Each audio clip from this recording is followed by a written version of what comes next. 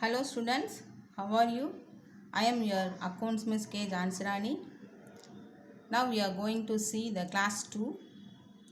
Already we saw the lesson incomplete record. Just we recall the points, meaning of incomplete records, then features of incomplete records. Features na another characteristics of incomplete records. Then limitation of incomplete records, that is disadvantages of incomplete records. Then what are the difference between double entry and single entry system. Now we are going to see how to ascertain profit or loss from incomplete records through statement of affairs. Profit and loss எப்படி கண்டுபிடிக்க போகிறோம் அதுதான் இப்போ நம்ம பார்க்க போகிறோம். Okay, already we know very well the format. நல்லா தெரியும் என்ன வரணும், statement of profit or loss for the year ended. இது சம்மில் என்ன இயர் கொடுக்குறாங்களோ நீங்கள் அதை போட்டுக்கோங்க. Then particulars amount, capital at the end of the year, அதாவது வருஷ கடைசியில் இருக்கக்கூடிய capital plus drawings minus additional capital. Minus பண்ணால் வர ஆன்சர் பேர் என்ன, அட்ஜஸ்டட் க்ளோசிங் கேபிட்டல். இந்த அட்ஜஸ்டட் க்ளோசிங் கேபிட்டல்லிருந்து ஓப்பனிங் கேபிட்டலை மைனஸ் பண்ண முடிஞ்சதுன்னா ப்ராஃபிட், மைனஸ் பண்ண முடியலன்னா லாஸ். இப்போ நம்ம சம் மூலியமாக பார்ப்போமா. see the sum number 1. From the following particulars ascertain profit or loss.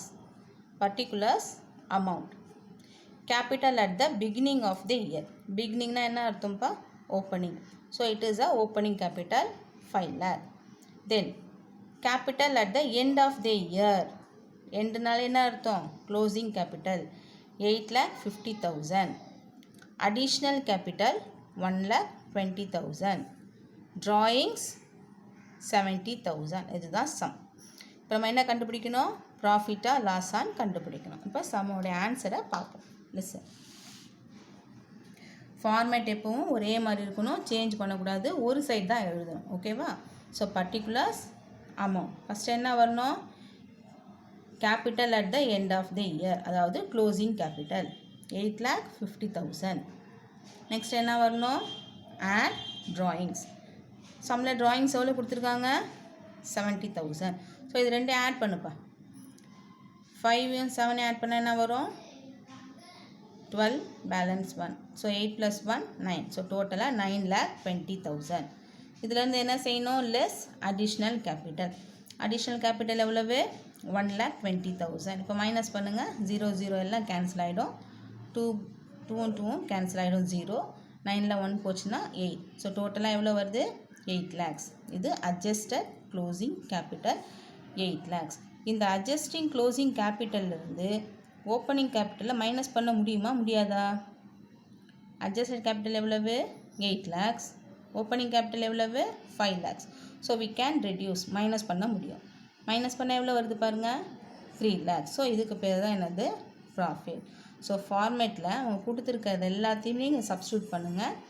ஒரே ஒரு க்ளூ, அட்ஜஸ்டட் கேபிட்டல்லேருந்து ஓப்பனிங் கேபிட்டலை மைனஸ் பண்ண முடிஞ்சால் ப்ராஃபிட். ஸோ இந்த ஆன்சர் என்னது, ப்ராஃபிட். இப்போ நெக்ஸ்ட் சம் பாருங்கள். From the following details calculate the missing figure. Missing ஃபிகர்னால் எது மிஸ் ஆகுதுன்றதை நம்ம தான் கண்டுபிடிக்கணும். இப்போ சம்மில் பாருங்கள், closing capital 1,90,000, additional capital 50,000, drawings 30,000, opening capital dash, இங்கே ஓப்பனிங் கேபிட்டல் இல்லை, லாஸ் 40,000. ஸோ நம்ம என்ன கண்டுபிடிக்கணும், ஓப்பனிங் கேபிட்டல் கண்டுபிடிக்கணும். இதே பேட்டர்ன் தான் இப்போ நம்ம எப்படி ஒர்க் அவுட் பண்ணணும்னு பாருங்கள். நம்ம ஃபார்மேட் எப்போவும் இந்த statement of profit or loss for the year ended 31st March 2019. Particulars amount போட்டாச்சு, இதில் சேஞ்சஸ் கிடையாது. சரியா. ஃபஸ்ட் என்ன எழுதணும், க்ளோசிங் கேபிட்டல் எவ்வளோ கொடுத்துருக்காங்க, 1,90,000. அடுத்து என்ன வரணும், எஸ் ட்ராயிங்ஸ். ட்ராயிங்ஸ் என்ன பண்ணணும், ஆட் பண்ணிக்கணும். ட்ராயிங்ஸ் எவ்வளவு, 30,000.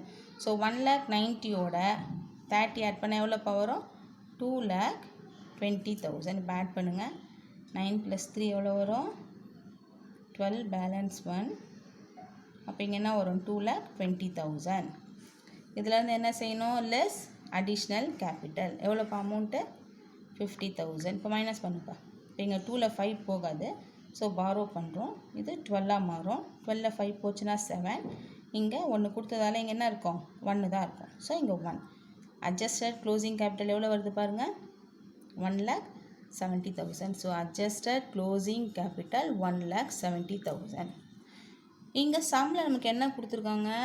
லாஸ் கொடுத்துட்டாங்க. லாஸ்னால என்ன அண்டர்ஸ்டுடு? அட்ஜஸ்டட் கேபிட்டலேருந்து ஓப்பனிங் கேபிட்டலில் மைனஸ் பண்ண முடியல. அப்போ கண்டிப்பாக இந்த ஓப்பனிங் கேபிட்டல் எப்படி இருக்கும்? அட்ஜஸ்டட் கேபிட்டலை விட அதிகமாக இருந்தால் தான் இங்கே மைனஸில் ஃபிகர் வரும். ஸோ இங்கே மைனஸ்னாலே ஆட்டோமேட்டிக்காக நீங்கள் ரிவர்ஸாக எடுத்துக்கோங்க, ஆட் பண்ணிக்கோங்க. ஸோ அட்ஜஸ்டட் கேபிட்டலோட லாஸை ஆட் பண்ணிங்கன்னா ஓப்பனிங் கேபிட்டல் வரும். 1,70,000. லாஸ் ஒரு 40,000. ஆட் பண்ணுப்பா, என்ன வரும் பாருங்கள், 0 0 0 0. 7ஓட 4 ஆட் பண்ணால் என்ன வரும்? 11. பேலன்ஸ் 1. ஸோ 2,10,000. Opening capital 2,10,000. கிளியரா? கிளியர்? நம்ம நெக்ஸ்ட் சம் போவோமா? From the following details calculate the missing figures. என்ன மிஸ் ஆகுதுன்னு பாருங்கள். Capital as on 1st April. 1st Aprilனால என்ன அர்த்தம்ப்பா? Opening capital 2,50,000. Capital as on 31st March. அப்போ இது என்னவாக இருக்கும்? Closing capital 2,75,000.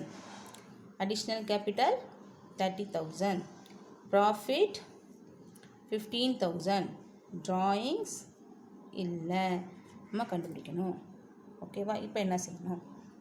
இந்த சம் வந்து இந்த பேட்டர்ன் ரிப்பீட்டட் நிறைய வாட்டி எல்லா கொஸ்டின் பேப்பர்லையுமே கேட்டிருக்காங்க. Quarterly, half yearly, at the mean time ஆனுவலில் கூட கேட்டிருக்காங்க இந்த மாதிரியான பேட்டர்ன். சரியா? ஸோ எப்போது மாதிரி ஹெட்டிங் போடுங்க. Statement of profit or loss for the year ended 31st March 2019.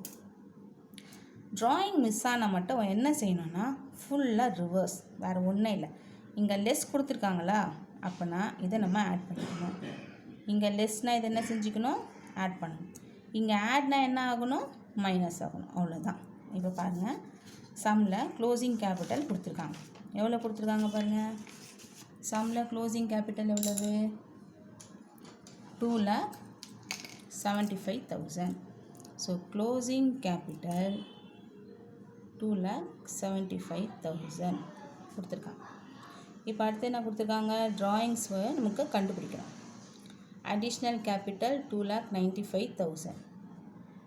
Then additional capital ஒரு 30,000. Adjusted closing capital 2,65,000. Opening capital 2,50,000. சம்மில் ப்ராஃபிட் கொடுத்துட்டாங்க. இப்போ என்ன செய்யணும்? ரிவர்ஸில் போகணும் சொன்னல, ஒன்றும் இல்லை. இப்போ எங்கள் ப்ராஃபிட் எவ்வளோ கொடுத்துருக்காங்க? 15,000. ப்ராஃபிட்டு 15,000. இங்கே லெஸ் ஓப்பனிங் கேபிட்டல் கொடுத்துருக்காங்களப்பா, லெஸ் ஓப்பனிங் கேபிட்டல். அப்போ இங்கே என்ன பண்ணிடணும்? இதை நம்ம ஆட் பண்ணிக்கணும். ஓப்பனிங் கேபிட்டலை ஆட் பண்ணுங்கள். ஓப்பனிங் கேபிட்டல் எவ்வளவு? 2,50,000. இப்போ ஆட் பண்ண எவ்வளோ வரும்? 2,65,000. 2,65,000 வந்துருச்சா? இப்போ என்ன செய்யணும்? இந்த 2,65,000ஓட அடிஷ்னல் கேபிட்டல் என்ன செய்யணும்? இங்கே லெஸ்ஸுன்னு கொடுத்தா நம்ம என்ன செய்யணும்? ஆட் பண்ணிக்கணும். அப்போ இந்த 2,65,000ஓட ஒரு 30,000 ஆட் பண்ணுங்கள். ஆட் பண்ண எவ்வளோ வரும் பாருங்கள்? 2,95,000 வந்துருச்சா? 2,95,000. அகெயின் இங்கே ஆடுன்னு கொடுத்துருக்காங்கல்ல, இந்த ஆடுனால என்ன செய்யணும்? நம்ம இங்கே மைனஸ் பண்ணிக்கணும். ஸோ க்ளோசிங் கேபிட்டல் எவ்வளோ இருக்குது? 2,75,000. அந்த 2,75,000 மைனஸ் பண்ணிக்கோங்கப்பா. 0 0 0 0. 9ல் 7 போச்சுன்னா 2. So 20,000 is a drawings. So drawings மட்டும் என்ன செஞ்சுக்கணும்? கொஞ்சம் கேர்ஃபுல்லாக பாருங்கள். ரிவர்ஸில் லெஸ்னால் இது ரெண்டு என்ன பண்ணிக்கணும்? ஆட் பண்ணிக்கணும். இங்கே லெஸ்னால் என்ன பண்ணிக்கணும்? ஆட் பண்ணிக்கணும். ஆடுனா மட்டும் என்ன செய்யணும்? மைனஸ் பண்ணணும். க்ளோசிங்கை மட்டும் என்ன செய்யணும்? மைனஸ் பண்ணால் நமக்கு ஆன்சர் வந்துடும். ஓகேவா? இந்த பேட்டர்னில் ஹோம்ஒர்க் சம் கொடுத்துருக்கேன், பார்த்துக்கோங்க. First one, From the following details, calculate the missing figure. Particulars, amount. Closing capital 80,000, additional capital 30,000, drawings 15,000, opening capital missing figure, loss 25,000. இதே பேட்டர்ன் சம்ம இப்போ மிஸ் சொல்லி கொடுத்துருக்கேன், அதே மாடல் தான் கண்டிப்பாக ஒர்க் அவுட் பண்ணுங்கள். இப்போ செகண்ட் ஒன் பார்ப்பா. From the following details, calculate the missing figure.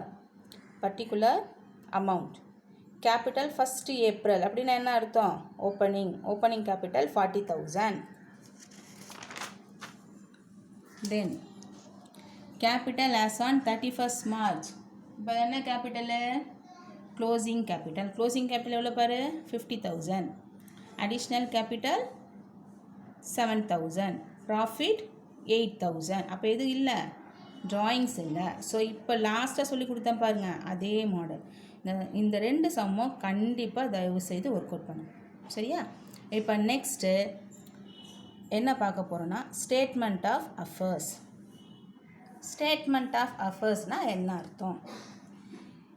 A statement of affairs is a statement showing the balance of assets and liabilities on a particular date. So, the statement of affairs னு சொல்கிறோமே அப்படின்னா என்ன? It is showing the balance of assets and liabilities of a particular date. ஒரு particular டேட்டோடைய asset and லயபிலிட்டியை காமிக்கிற ஒரு balance ஷீட்டுக்கு பேர் தான் என்னது? Statement of affairs. The balance of assets are shown on the right side. அசட்டோடைய பேலன்ஸ் எங்கே இருக்கும்? பேலன்ஸ் ஷீட்டில் ரைட் சைடில் இருக்கும். And the balance of liability on the left side. Balance ஷீட்டில் லெஃப்ட் சைடில் எது இருக்கும்? லயபிலிட்டிஸ் இருக்கும். இது second point. Third one, it is prepared from incomplete records to find out the capital of business unit on the particular date. எதுக்காக இதை prepare பண்ணுறாங்கன்னா, incomplete ரெக்கார்டை மெயின்டைன் பண்ணுற பிஸ்னஸோடைய கேபிட்டலை கண்டுபிடிக்கிறதுக்காக தான் இந்த ஸ்டேட்மெண்ட் ஆஃப் அஃபேர்ஸ் நம்ம ப்ரிப்பேர் பண்ணுறோம். அதுக்கு ஒரு ஈக்குவேஷன் பாருங்கள். கேபிட்டல்னால் நீங்கள் 11th படிச்சிருப்பீங்க. The capital is equal to asset minus liability. இது ஒரு 2 mark question. What is a statement of அஃபேர்ஸ்னால் இந்த 3 பாயிண்ட்ஸும் நீங்கள் எழுதணும். கிளியரா? Next one, difference between statement of affairs and balance sheet. What are the difference? The first one, basic of என்ன நேச்சரை வச்சு என்ன மாதிரியான basic statement of affairs, balance sheet. The first one, ஆப்ஜெக்டிவ்னு பார்த்தோம்னா ஸ்டேட்மெண்ட் ஆஃப் அஃபேர்ஸில் என்ன வருது பாருங்கள்? To find out the capital of the business. ஒரு பிஸ்னஸோடைய கேபிட்டலை ஃபைண்ட் அவுட் பண்ணுறதுக்காக தான் ஸ்டேட்மெண்ட் ஆஃப் அஃபேர்ஸையே நம்ம ப்ரிப்பேர் பண்ணுறோம். இந்த case of balance sheet, to find out the financial position of the business. ஒரு கம்பெனியுடைய நிதி நிலைமையை கண்டுபிடிக்கிறதுக்காக தான் நம்ம என்ன செய்கிறோம்? பேலன்ஸ் ஷீட்டை போடுறோம். ஸோ இங்கே கேபிட்டல் கண்டுபிடிக்கிறோம், இங்கே ஃபினான்ஷியல் பொசிஷன். இதுதான் keyword. Second one, accounting system. என்ன மாதிரியான அக்கௌண்டிங் சிஸ்டம் நம்ம ஃபாலோ பண்ணுறோம்? இங்கே ஸ்டேட்மெண்ட் ஆஃப் அஃபேர்ஸை பொறுத்த வரைக்கும் single entry system will be follow. In balance sheet double entry system நம்ம ஃபாலோ பண்ணுறோம். Third one, reliability. இது எப்படி இருக்கும்? It is not reliable because எல்லா என்ட்ரியும் நம்ம என்ன செய்ய போகிறதில்ல, என்ட்ரி போட போகிறதில்ல. But it is reliable. நம்ம ஃபீச்சர்ஸில் பார்த்துருக்கோம். It is reliable. Missing item, எது இங்கே மிஸ்ஸிங் ஐட்டமாக வரும்? த missing items can not be trace easily. இந்த இடத்துல மிஸ்ஸிங் ஐட்டம்ஸ்னால் என்ன அர்த்தம்னா, நம்ம ப்ரிப்பேர் பண்ண ஸ்டேட்மெண்ட் ஆஃப் அஃபேர்ஸில் ஏதாவது ஒரு ஐட்டம் நம்ம மிஸ் பண்ணிட்டோம்னா நம்மளால் ஈஸியாக என்ன செய்ய முடியாது? ட்ரேஸ் அவுட் பண்ண முடியாது. ஏன்னா எல்லாத்துக்கும் என்ட்ரி கிடையாது. ஆனால் இங்கே இந்த case of balance sheet, the missing items can be traced easily. ஈஸியாக என்ன செஞ்சிடும்? கண்டுபிடிச்ச முடியும். ஏன்னா நமக்கு எல்லாத்துக்குமே டெபிட் கிரெடிட் எல்லா டிரான்சாக்ஷனுமே நம்ம என்ட்ரி பண்ணியிருப்போம். So these are the difference. First listen.